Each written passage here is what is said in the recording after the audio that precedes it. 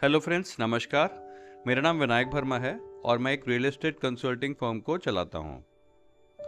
हमारे पास एक क्लाइंट आए थे जो कि गवर्नमेंट ऑर्गेनाइजेशन से रिटायर किया था उन्होंने, और उनके पास करीबन रिटायरमेंट के समय पे 80 लाख रुपए के राउंड अबाउट आया था।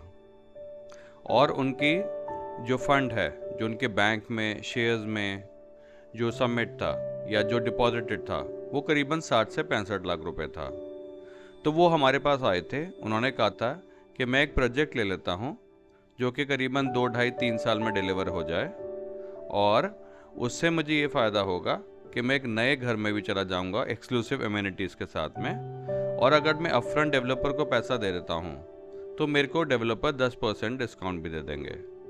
तो जब हमने डेवलपर से बात किया तो हमें पता चला कि डिस्काउंट थोड़ा सा 12-13% भी हो सकता है। बट जब हमने डिटेल समझने की कोशिश की तो उनके 2 बच्चे थे, एक बिटिया थी और एक बेटे थे। तो उनके जो बेटे थे वो जॉब कर रहे थे और बिटिया की शादी हो गई थी। जो बेटे थे उनकी जो मंथली इनकम थी वो करीबन 42,000 रुपये थी, और वो एक प्राइवेट सेक्टर में जॉब करते थे। इन लोगों का अपना घर था और अपने घर में ये लोग रहते थे। तो जब मैंने उनके इस केस को समझा तो मैंने उनसे बोला कि आप अपफ्रंट अगर डेवलपर को पैसा देंगे तो आपको 10-12% जो डिस्काउंट मिल जाएगा उसमें आपको लॉस होगा। तो उन्होंने बोला ये कैसे होगा। तो मैंने उनको बोला कि डेवलपर का जो स्कीम है उसमें एक पीएलपी प्लान भी है, पोजेशन लिंक पेमेंट प्लान, जिसमें कि आपको अभी 30% पैसा देना है और बाकी आपको ओसी या पोजेशन जो कि 3-3.5-4 साल बाद होगा तब देना है। और डेवलपर इसके लिए आपको 10 से 12% का डिस्काउंट दे रहे हैं।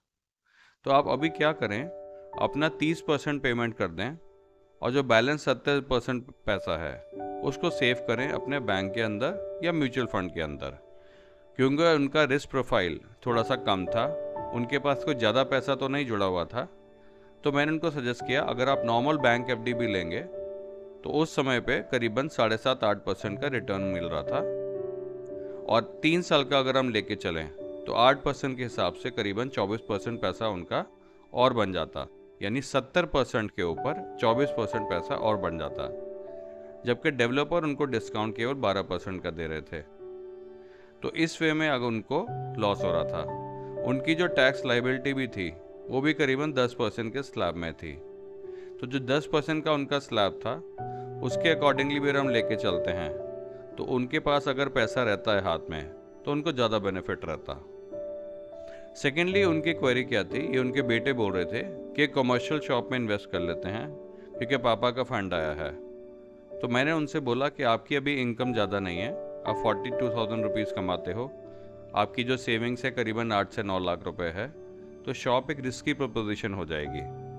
अगर फंड पीछे से थोड़ा ज़्यादा जुड़ा हुआ है तो बेटर है, क्योंकि शॉप में अगर आप सेकंड फ्लोर में जाते हैं तो कंपैरेटिवली वहाँ पे, क्योंकि जो उनका बजट था उसके अकॉर्डिंगली उनको ग्राउंड फ्लोर शॉप नहीं मिल पा रही थी, वो सेकंड फ्लोर शॉप मिल रही थी, जो मैंने उनको आउटराइटली मना कर दिया। वो लोकेशन भी थोड़ी ठीक ठाक नहीं थी, भले ही प्रोजेक्ट नया था but location inside the project वो ठीक नहीं थी, क्योंकि बजट कम था, ज़्यादा पैसा वो डाल नहीं सकते थे। तो मैंने उनको सजेस्ट किया कि आप अभी कॉमर्शियल को रहने दें और आप पहले घर पे फोकस करें, जैसे पापा आपके बोल रहे हैं, क्योंकि वो भी नए घर में मूव करना चाहते हैं। जब उनकी एक ख्वाहिश है, उनकी दिल की इच्छा है कि एक अच्छे घर में मूव करें, तो क्यों नहीं। तो बेटे ने इस पॉइंट को समझा और रिस्क नहीं लिया। तो मैंने उनसे यही बोला बेटे से कि अगर आपको लगता है कि आपको फ्यूचर में कोई रिस्क लेना है तो आप अपनी स्किल्स को बढ़ाएं, अपने कॉम्पिटेंसीज को बढ़ाएं और अपनी इनकम को बढ़ाएं।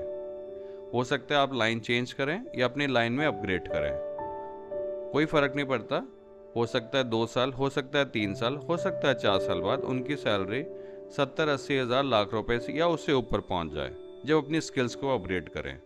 तो क्योंकि हम होलिस्टिक कंसल्टिंग करते हैं तो ये हमने उनको समझाया।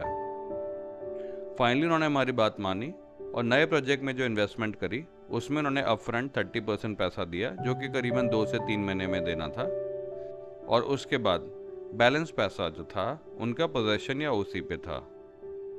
तो ऐसा उन्होंने इन्वेस्ट किया और उनको सेविंग हो गई। इसके साथ साथ क्या हुआ, जब करीबन 1.5 साल निकला था तो क्योंकि ऑलरेडी उनके पास 70% पैसा पड़ा हुआ था, तो बीच में एक ऐसी अपॉर्चुनिटी आई कि एक कोई डिस्ट्रेस सेल हमारे पास आ रही थी जो हमने उनको बोला कि अगर वो फंड को डिप्लॉय करते हैं, करीबन 40 लाख रुपए देने थे, तो इमीडिएटली उनका 15-20 लाख रुपया बन सकता है in a span of 3 to 4 months.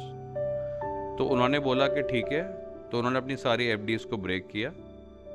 करीबन उसमें 40 लाख रुपए अपफ्रंट देना था और टोटल कॉस्ट उसकी 1 करोड़ थी। तो 40 लाख उन्होंने दिया और मोटा मोटा 3-4 महीने के अंदर, क्योंकि वो डिस्ट्रेस सेल इसलिए थी कि जो क्लाइंट थे उनका बिजनेस था, मतलब जिन्होंने बेचा था उनका जो बिजनेस था वो क्या हुआ था, वो बैंकरप्सी की तरफ जा रहा था। मतलब उनका काफ़ी ज़्यादा प्रॉब्लम हो गया था और उनको वो बेचना पड़ रहा था। तो वो हमारे पास आए थे, उन्होंने बोला था कि हम इसको कम प्राइस में करीबन 20 लाख रुपए सस्ते में बेचने के लिए तैयार हैं। तो जैसे आप सब लोग जानते हैं, हम लोग अपना 1% जो हमारा इंसेंटिव होता है या कमीशन होता है हम उस पर काम करते हैं। बाकी हम जो क्लाइंट्स हैं, जो भी हमारे बायर्स या सेलर हैं, उनको आमने सामने बिठाते हैं और डील करते हैं। तो ये उनको अपफ्रंट काफ़ी बड़ा फ़ायदा हो गया, जिसमें उन्होंने हैप्पीली हमें थोड़ा सा शेयर भी करने का ऑफ़र किया। तो हमने 2% उसकी इंसेंटिव या ब्रोकरेज ले लिया। ज़्यादा हम नहीं ले सकते क्योंकि वो गलत होता है काम के लिए। तो आई होप आपको ये पॉइंट समझ आएगा कि जब भी इस तरह का कोई इन्वेस्टमेंट डिसीजन आ रहा हो, ज़रूरी नहीं, जैसे इन क्लाइंट के केस में उनको एक अदर से अपॉर्चुनिटी मिल गई जिसमें उनका 20 लाख रुपए एक्स्ट्रा बन गया। बट अगर ये अपॉर्चुनिटी नहीं भी मिलती तो मेरा सजेशन ये है, आप डेवलपर जब बहुत अच्छा डिस्काउंट ना दे रहे हों तो आप अपफ्रंट पैसा ना दें और अपने पैसे को अपने पास रखें, पोस्ट ऑफिस में रखें या अपने बैंक में रखें या म्यूचुअल फंड में रखें। वो डिपेंड करता है आपकी रिस्क प्रोफाइल कैसी है, आपकी टोटल फैमिली में कितने लोग कमा रहे हैं, आपका पहले पैसा कितना जुड़ा हुआ है। तो काफ़ी सारे फैक्टर्स इसमें प्ले करते हैं, सिचुएशन टू सिचुएशन। पर जो लोग भी इस सिचुएशन से कनेक्ट कर पा रहे हैं, आई होप उनको ये पॉइंट बहुत अच्छी तरह से क्लियर होगा। नमस्कार, थैंक यू सो मच।